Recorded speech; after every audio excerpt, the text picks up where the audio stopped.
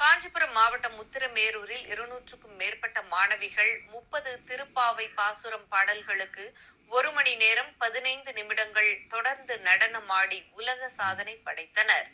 உத்திரமேரூர் சுந்தர வரதராஜ பெருமாள் கோவில் அருகே மார்கழி மாதத்தை முன்னிட்டு நடராஜர் நாட்டியாலயா சார்பில் இந்த சாதனை நிகழ்வு நடைபெற்றது. இதனை சட்டமன்ற உறுப்பினர் சுந்தர் தொடங்கி வைத்தார்.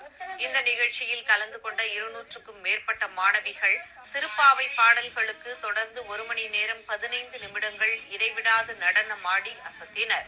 மாணவிகளின் இந்த உலக சாதனை நிகழ்வு Jackie Book of World Record புத்தகத்தில் இடம் பிடித்தது.